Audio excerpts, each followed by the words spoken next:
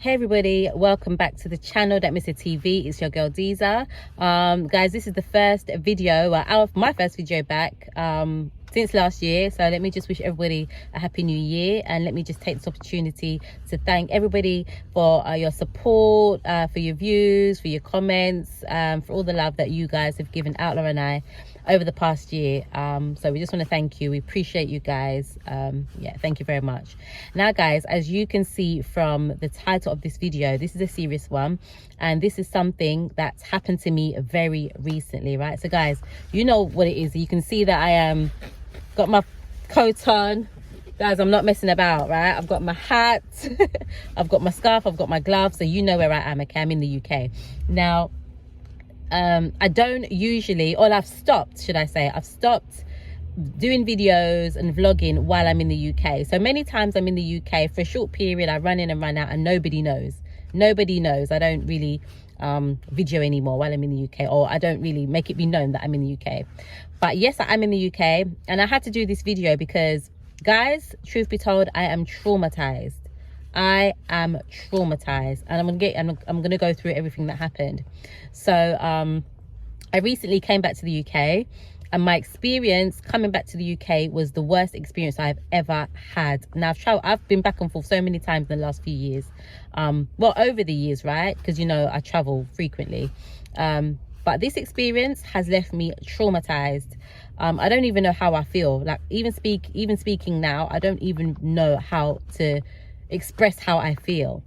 So I took a Virgin flight from Montego Bay to London Heathrow not long ago, right? And I checked in, everything was fine, everything was smooth at check-in at the Jamaica end. Check-in was really quick. I got there quite early, so check-in was quick, smooth, everything, right? The flight was slightly delayed leaving, but not too much. We still arrived, we stopped in Bahamas for an hour or so, picked up some people, and then when we got to London, we arrived, I think, like half an hour early. We arrived about 9 o'clock, so we landed in good time. Once the plane landed, the air hostess or the air cabin crew, they come on the mic and they make an announcement, and the announcement was that, what did she say? She said something like, all passengers need to make sure that they have their passports ready with them, because you'll need to show your passport at the Jeddah Bridge. Now the Jeddah Bridge is, you know, the connecting bridge or tunnel that they connect to the airplane door as you walk out, so you don't need to walk down the steps of the aircraft. That's the Jeddah Bridge. So she says it again as we're getting ready to come off. She comes on the tannoy on the mic and says, you know, please make sure you got your passports ready, because they're going to be checked as you come off the Jeddah Bridge. So bear in mind, guys, I was sat in row 61, and there are 66 rows on this Virgin flight, so I was way at the back, right? So you know, you've got all the rows in front of me to disembark the aircraft. So they all come off, everything is fine, their passports are getting checked, you know, they're showing their passports, they're going, everything is fine. Remember, I'm 61, so I'm right at the back. I'm one of the last few people to come off, other than those who are needing assistance, right? So I come out the aircraft. I show my passport to one of the border force agents, and as soon as they see my passport, see my name, they're like, okay, can you come with us, please? Okay, fine. So I comply. So they walk me through. There's two of them, two border force agents.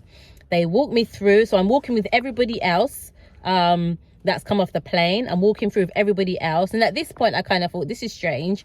If they want to question me, my first thought is, why didn't they, if they're going to question me, how comes they didn't question me once I've collected my luggage? Because guys, I watch Border Force, right? Like, I think I've seen every episode, and usually if they want to question you or search you, they usually make sure that you collect your bags, and they're watching you the whole time. They wait till you collect your bags, and then as you go through nothing to declare, that's when they usually, you know, tap you on your shoulder and take you over for questioning or a search. But they took me literally from the plane door.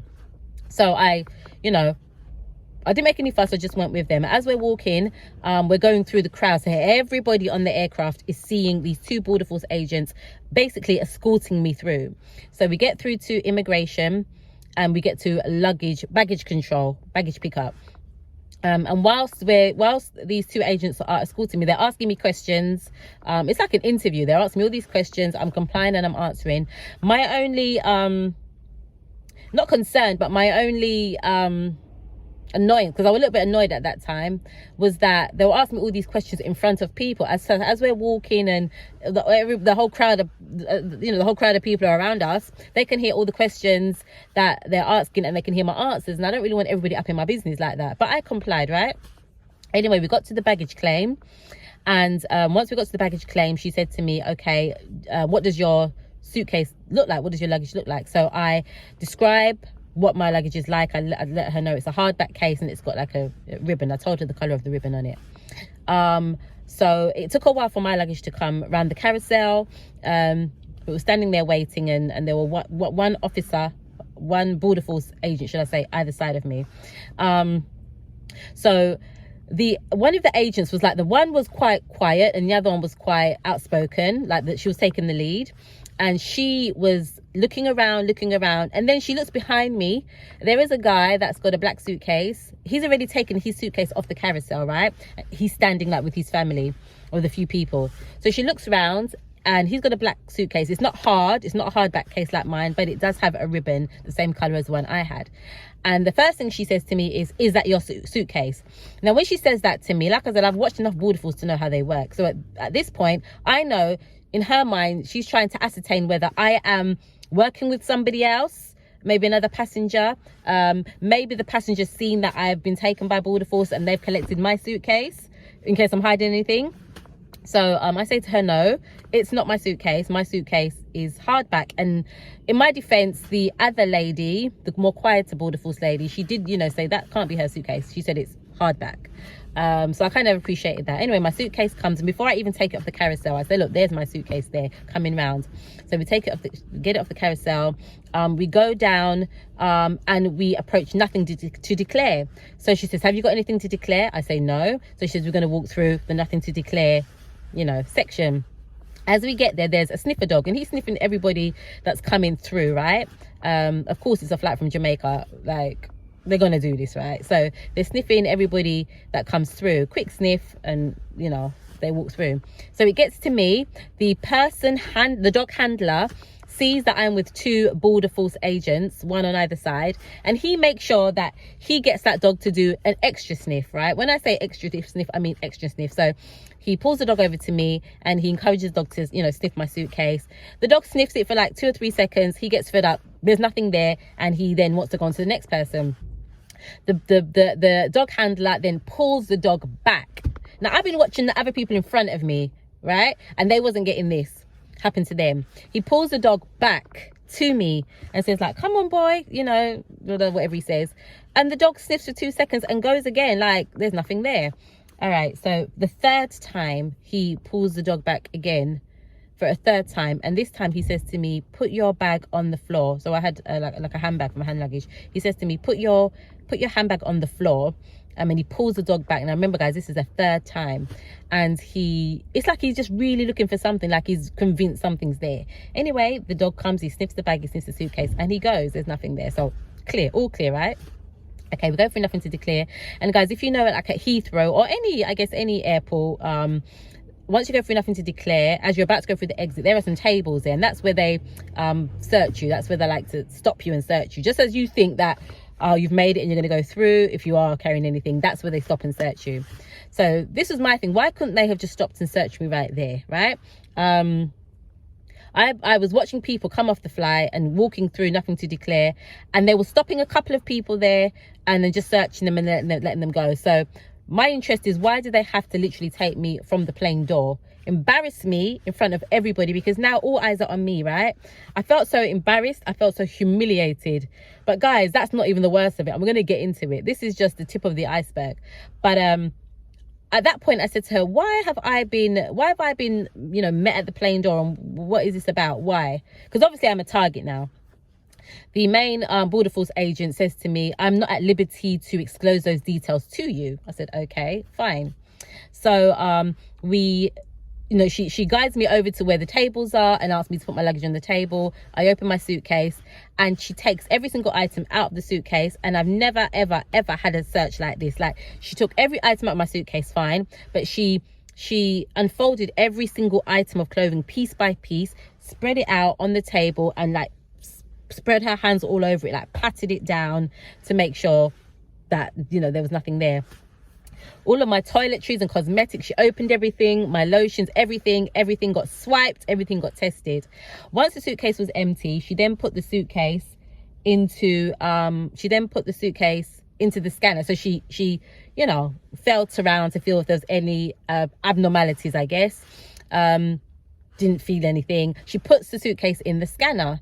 It goes through the scanner, it comes back negative, there's nothing there. Another border force agent comes over with all of these swabs. He's swabbing my clothes, he's swabbing my bags, he's swabbing everything. At this point, I also had to take my shoes off, because obviously, you know, if there's something inside me, it's going to come through in the sweat, right? That's how it works. So they scan my shoes come back negative, nothing there. Scans my suitcase, swabs all of my clothes, all of my toiletries and cosmetics, everything I have in the suitcase, swabs them, and he puts them through the tester thing, comes back, there's nothing there. So throughout this time, she continues to question me. Oh, you know, because I've got a lot of stamps in my passport, right? Why are you traveling so much? No, why are you traveling so much? And why are you traveling via Belgium? Why have you got Belgium stamps? Well, I said, you know, to travel to Jamaica via Belgium or via Brussels is a lot cheaper for me. I don't usually pay more than £200. She didn't believe me. So she's asking me, well, if you travel directly, how much is it? I was saying, hey, it can be £1,000 at times, or even more, depending on when you go. So she wants to see proof. She says, oh, I need to see proof of your bookings to prove that this is how much you're paying to go via Brussels. So she said, do you have your banking app on you? Do you have receipts? I said, yes, I do. I have my banking app on my phone.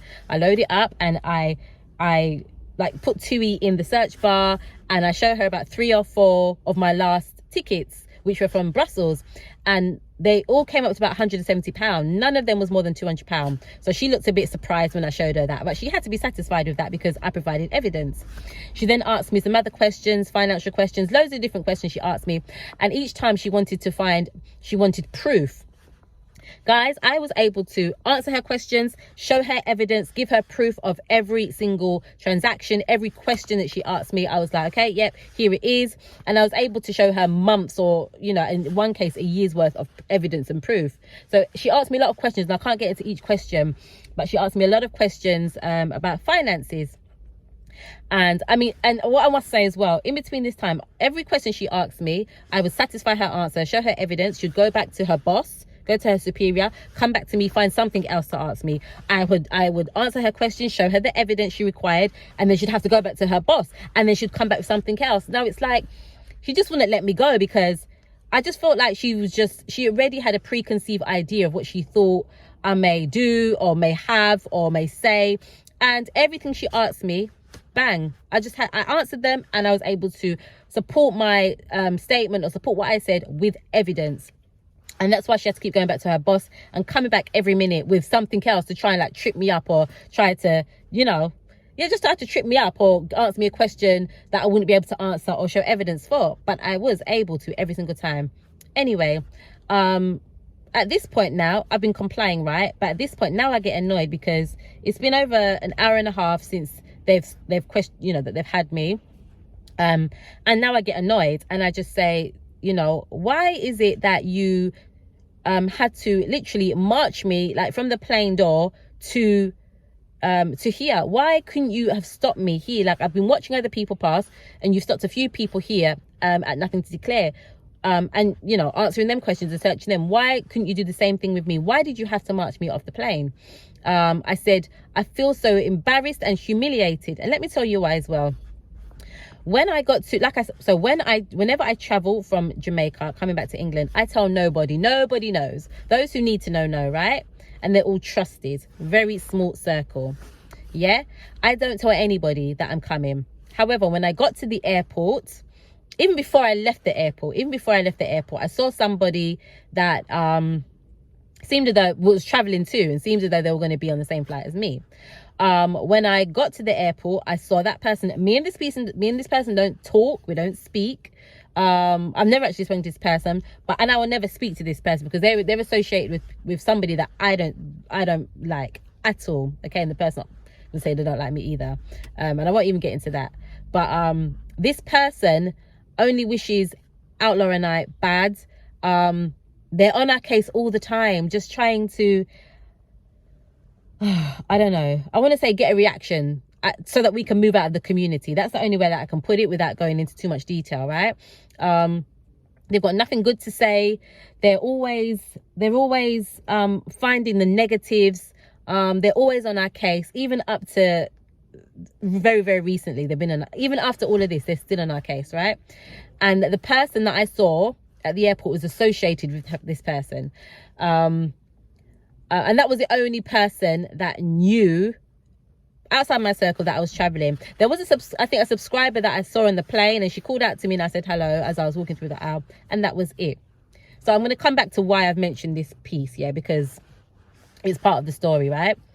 Anyway, so as I said, explaining to the Border Force agents that this is really embarrassing, this is humiliating. I'm being treated like a criminal, being marched off the plane, having to walk in front of everybody, you know, that everybody that was on the same flight as me. So now obviously they're all looking, and you know, they're all going to be they're all going to be saying, oh gosh, you know, she must have something for her to take them off the plane. And so it's embarrassing and it's humiliating, right? It's embarrassing and it's humiliating.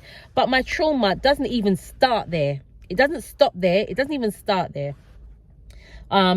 So I'm saying all this. There was another young Border Force agent who heard everything that I was saying and heard me expressing how I was feeling, expressing my views. She wasn't part of my case. I didn't have any dealings with her. She came over to me and she just said very softly, she said to me, she said, I really like the way that you've just expressed yourself and the way that you've articulated yourself. And I said to her, listen, not because you see me look like this, yeah, and not because you've probably got a preconceived idea of who you think I am not that person. I said I'm educated, I had a good job before I left, because at this point I had explained that I'm back and forth, I'm a dual citizen and everything like that, and I can come and go if I want. I said, just because I may look like this, you may have a preconceived idea of who you think I am, and I'm not the person that you think I am. You know, I said I'm educated, I had a good job, I know how to articulate myself in certain situations when I need to. I know how to speak a certain way. I know how to put my points across, and I'm not a fool. And I just don't understand why I've had to be made to feel so embarrassed and humiliated in front of everybody. I said, even on the flight, there was somebody that from my community, and can you imagine now, they've probably gone back and called the person that they're associated with and told that person, and news spreads like wildfire, right? And it's embarrassing for me because I've not done anything. So she said, oh, you know, I understand, and you know, it's just new home office policy and all this blah blah blah. Anyway, that was that. So the main lady that's dealing with me now, can't find anything on me. Remember, at this point, she's taken off my shoes, she's scanned my shoes, she's scanned my suitcase. I've been sniffed at the sniffer dog harder than I've ever been sniffed by a sniffer dog before. My suitcase has been scanned. Every item in my luggage has been swabbed and checked, and my story, everything she's asked me, I'm able to verify and give account for with evidence. So that's done. She goes back to her superior. At this point, I think, okay, they're done with me now. They're going to pack me up and say I can be on my way. Guys, no. She comes back after speaking to her superior, and she asks me, and this is the point that I didn't say, throughout the time that she's searching me and kind of questioning me, she keeps asking me, did you eat on the plane? Did you eat on the plane? She asked me 3 times. The first 2 times I said to her, yes, I did eat on the plane. Second time I said to her, yes, I did. The third time she asked me, I said, listen, if I didn't eat on the plane, you would already know. Because I know that the air hostesses or air cabin crew are probably told to look out for anybody that's not eating on the plane and report it. I said, if I didn't eat on the plane, you would already know. You would already know. So stop asking me this. You would know if I didn't eat on the plane. You'd be told. Yes, I did eat on the plane. But the worst thing is, guys, there was two people next to me, 2 ladies next to me, right? I was sitting on the aisle seat, so the lady sitting in the middle and the lady sitting on another aisle seat next to me, and none of them hardly ate on the plane. Like, none of them hardly ate a thing on the plane. Do you think they got stopped and taken? Nope.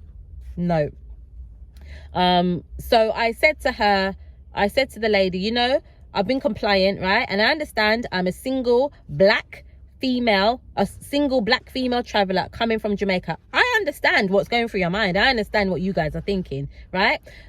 So I've got nothing against what you have to do your work, but I just felt humiliated, and I thought you could have done it another way. Anyway, like I said, she goes to her superior, she comes back. She then says to me, we have reason to believe that you are concealing things internally. Yeah. Now they believe that I'm carrying drugs inside of me. So she says to me, at this point, I'm going to have to arrest you. No, at this point, I'm going to arrest you. Do you object to a scan? I just said to her, listen, scan me. Just scan me, because I've got nothing to hide. I don't have anything to hide. Scan me. If you want to scan me, scan me. She says, you know, I need to go through the formal procedure and explain everything and tell you. I said, listen, just do what you have to do. So she reads me my rights. You know, I'm arresting you on the suspicion of the importation of a illegal substance, in whatever she says, right? You have the right to remain silent and all that good stuff. So she reads me my rights, and I have to sign a paper. So she takes me around the back. When I go around the back, there is the scanners there, and there are about 6 or 7 other border force agents all sitting around the monitor, right? So I go into this room, and she says, you know, I've got to strip naked. Like, I've got to strip naked. And guys, if there are any children watching this, I suggest you cover their ears or let them leave the room now, because I do want to tell you exactly what happens without any filter. But I understand that this is quite sensitive, and if they're children, maybe you just want to remove them from the room now, okay? So she takes me into the room. It's two female border force agents. Yeah, take me into the room, and she says, you know, I've got to strip naked, and I've got to take at her instruction, I've got to take off a layer of each piece of clothes. So I think I had a jumper on, so I've got to take the jumper off. Stop. She's got to inspect it and, you know, take my jeans off. Blah blah blah blah blah. Anyway, I think this is when it became emotional for me, because I was standing there in my underwear now, and now I've got to take my bra off. So I take my bra off, she takes it, and that's when the tears just start to stream down my face. Like, I couldn't hold it anymore. I just started crying. I feel emotional now.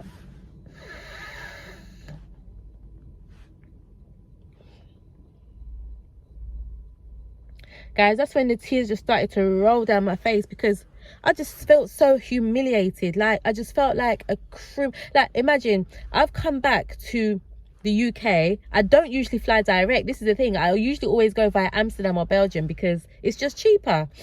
And I have no problem with them wanting to do their searches, but you search me and you've come up with nothing. And now I feel it feels degrading now that you've stooped to this level that I have to strip in front of strangers. And so I take my bra off and I give it to her, and I just start crying, and I say, listen, I'm crying not because I'm guilty of anything, but I'm crying because I feel so humiliated to have to do this in front of strangers. So I have to take my bra off, I have to take my underwear off, I give it to her, she inspects everything, and then I have to squat. I have to part my butt cheeks, I have to bend my knees, and in this funny position, and she has to come and look up underneath me. Like, do you know what I mean? It's so, and I felt so undignified. I just felt embarrassed. And yeah, anyway, I gathered myself together, because I thought, you know what, they're not going to get the best of me. So I kind of just take a breath, and I just kind of get myself together. And then I have to put on this white suit, right? I put on this white overall suit, and then I have to go outside. I go outside, and like I said, there were 6 or 7 other agents, mixed men and women. And the boss, the senior, was there. I have to go and stand on this scanner, stretch my arms out, stand on this scanner, and it literally takes about 3 or 4 seconds to scan through. Now, guys, I know, like I said, I watch enough Border Force, and I told them this. I kept telling them this. I know that once I go through, the people on the other end can automatically see whether I've got things concealed inside me or not, right? And these 6 or 7 Border Force agents were all standing behind the camera. Oh, and you know what? They were standing there in anticipation, because it was almost like, yes, we haven't found anything else on her, but she's definitely got something on her, and we're going to find it now. So I go through the scanner, and they say to me, take a seat in the room while we analyze the footage. Guys, there's nothing to analyze. There's nothing in me. You know there's nothing in me, you know, but you go through the motions then. So I sit in the room for about 5 minutes. After about 5 minutes, the lady comes in the room, the main border force agent comes in the room and she says to me, okay, you can get dressed and you're free to go. That's all she said.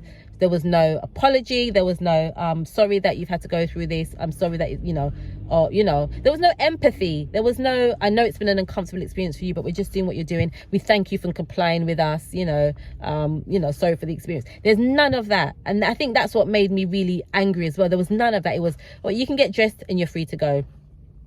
At that point, the two female border agents are still in the room with me. So I said, you know, can I have some privacy?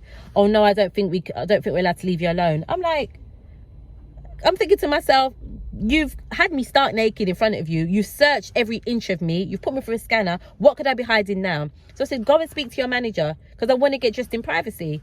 So she goes and speaks to her manager or her boss, and the boss says, okay, yeah, she can have a privacy. So I'm left in the room alone. I get dressed. I come out. Again, nobody says anything to me. Nobody says sorry. Nobody says sorry for the inconvenience. This is taking me 2 hours of my time. Nobody said anything to me. I'm traumatized. So as I walk past, as I'm getting ready to walk past everybody, I just said, you didn't get the result that you wanted, did you? And their face, they all just looked so, like, they really thought that I was the one. I think more than that for me is also, they were tipped off. Yeah, because I've been doing a little bit of research into this as well. They were tipped off. Somebody specifically got in contact with them and said to them, look out for this one. Or somebody has said to them, that person is carrying something, or they believe I've got somebody. And that's why the story about the person in my community, that's why I had to mention that part about the person in my community, because I don't tell anybody I'm traveling, and they were the only person that knew that I was traveling because on the day. Yeah.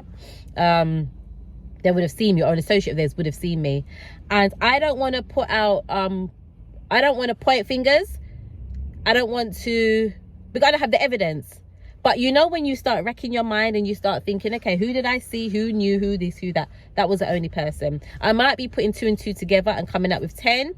But the funny thing is this, I don't put it past that person because they're evil and they're wicked. So I don't put it past that person. Everybody that I've spoken to who knows me and knows the situation. Sorry guys, I had to stop the video. I had a call coming in. But like I was saying, you get to the point where you start wrecking your brain, and you're thinking, you start thinking, you know, who knew, who saw me, who was aware. And like I said, I would not put it past that person. Like, I really wouldn't put it past that person, because they've just been a pestilence in my life for no reason. Like, you know, I don't bother anybody. We don't bother anybody. And I just feel like it's because they just want to see Outlaw and I not in that community anymore. But like I said, I won't even get into that. And the funny thing is, like I said, everybody I've told, everybody I've spoken to, everybody that knows me, knows the situation, 99% of them, the first thing they said was, are you sure it's not that person? Are you sure it's not that person? So what does that say? But guys, yeah, it was an ordeal. And like the first few days afterwards, I didn't even really sleep.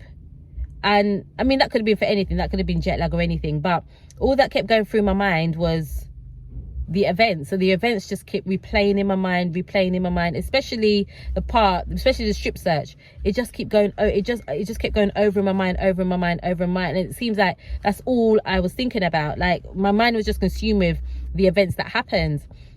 And you know, it's funny because now I'm thinking back, I keep thinking to myself, I should have said this, I should have asked them this, I should have asked them this. But you know, when you're going through that situation at that time, you just, you know, you're just in a bit of a daze. You don't think of all the things you should have, could have asked. Anyway, once they let me go and I came through the exit, now I'm in the airport, in the arrivals part, I literally walk around lost. Like, I call my mom and I call my sister and I call Outlaw and I call, you know, everybody I'm supposed to call and letting them know, because they didn't allow me any calls while I was in there. And I'm just walking around in circles. Like, I've got my case. At one point, I just had to stand still for a while, because I was like, what just happened? Like, what really just happened? I couldn't just walk out and act normal and go about my daily business, because nobody was picking me up. I had to get a train, so I had to make my way to the train station. But it's like my feet couldn't move. I couldn't, like, I was stuck still for a while. And when I did move, I was literally just walking around the arrivals lounge in circles. Didn't even know where I was going. Just walking around like I was lost. you know, people must be looking at me thinking, what is this lady doing? But I was just walking around like I was lost, and I think it was just the shock of everything that just happened, you know. I don't know, even now, it's been a while, well, not very long, but I just still feel very traumatized. I don't know what to do. I don't know if I should follow it up. A couple of people said follow it up, make a complaint. I don't have any confidence. I don't have any confidence in the system. I don't feel like I'm going to make a complaint, anything's going to happen. I just feel like I'm just going to get, well, that's the procedure, you know, and that's it. So I don't know. I don't really know what to do. I don't even know if I want to follow it up either, because I just don't know if I want to relive it. Like, I've told who I've met, I've told, you know, like close family and friends, I've told, and I've had to come and put it out and let you guys know what I've been through. But after this, I just feel like I don't even know if I even want to relive this thing or even bring it up anymore. So right now, I just don't even know what to do. I still think I'm a bit shocked, definitely still feeling traumatized about everything. Yeah, it's a little bit emotional going back through the whole thing and thinking about it. Yeah, it's emotional. I don't really want to, have to keep having to bring it up, but I had to let you guys know. It makes me feel like I never want to, it kind of makes me feel like I don't even like this place, to be honest. That's how it makes me feel, like I don't even like this place. You know, this is the place that I was born and raised. And she questioned me as well about, I had like my birth certificate and like my degree certificate on me and some of my other qualifications. And she was questioning me, why am I walking around with them? I said, why not? I always walk with them whenever I'm traveling between Jamaica and England. I always walk with all my important papers with me. The thing is, she was treating me like I was a foreigner coming to the UK on a visitor visa, walking with, you know, my qualification papers with the intention of working. I'm allowed to work in this country the same way I'm allowed to work in Jamaica. And she made me feel like I was a foreigner in this country with some of her line of questioning. I was born here. I was born in the UK. I was raised in the UK, and I've lived in the UK for most of my life. Yeah, most of my adult life. I've lived in England more years than I've lived in Jamaica. Okay, and so I just didn't appreciate that. She just made me feel like I wasn't even supposed to be in this country.